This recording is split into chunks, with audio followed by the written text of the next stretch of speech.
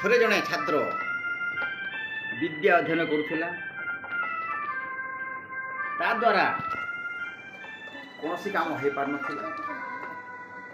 ବଡ଼ ହେଲା ପରେ ମଧ୍ୟ ବହୁତ ଚେଷ୍ଟା କଲା, କିନ୍ତୁ କିଛି କାମ ହେଲା ନାହିଁ। ନିରାଶ ମନରେ ବସିଥାଏ। ସେ ଯାଇକରି ଗୋଟେ ପୁରୁଣା ମନ୍ଦିର ସାମ୍ନାରେ ବସିଛି।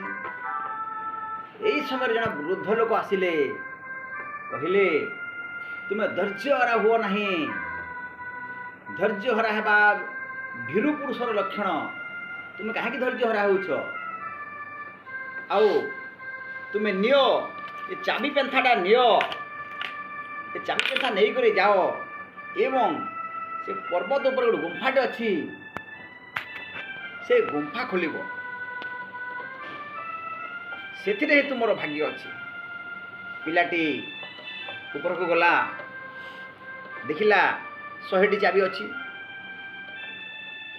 ପ୍ରଥମ ଦ୍ୱିତୀୟ ତାଲା ଖୋଲିଲା, ଦେଖିଲା ଯେ କୌଣସି ଚାବି ଲାଗିଲା ନାହିଁ ତାଲାରେ।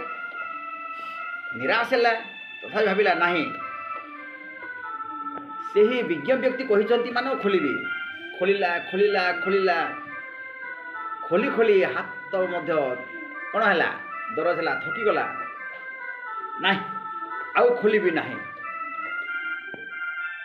ଚାବି ପେନ୍ଥା ସବୁ ଗୋଟି ଗୋଟି କରି କ'ଣ ପେନ୍ଥାରୁ ବାହାର କଲା, ଖୋଲି ଖୋଲି ପକାଇଦେଲା। ଏଇଭଳି ଭାବରେ 69ଟି ଚାବି ଲଗାଇଲା। ତାପରେ ନିରାଶ ହେଇକରି ଆର ଚାବି ମଧ୍ୟ ଫିଙ୍ଗିଦେଲା। ନାହିଁ, ଆଉ ଖୋଲିବି ନାହିଁ।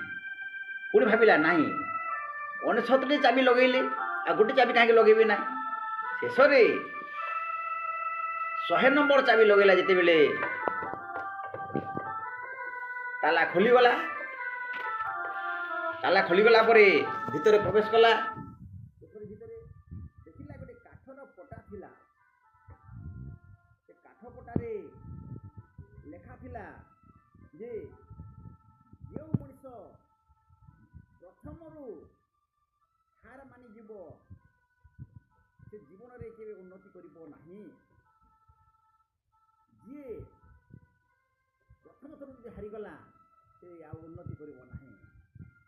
ସେ ଯଦି ବାରମ୍ବାର ଯଦି ଚେଷ୍ଟା କରିବ, ଜୀବନରେ ଉନ୍ନତି ନିଶ୍ଚୟ କରିବ। ଏଇଠି ଲେଖା ଥିଲା ସେଇ କାଠପଟାରେ।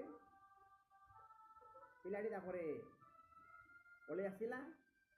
ସେ ଲେଖାକୁ ମନରେ ରଖିକରି ଧୈର୍ଯ୍ୟର ସହିତ ସେ କାମ କଲା ଏବଂ ଧୀରେ ଧୀରେ ଜୀବନରେ ଆଗକୁ ବଢ଼ିଲା।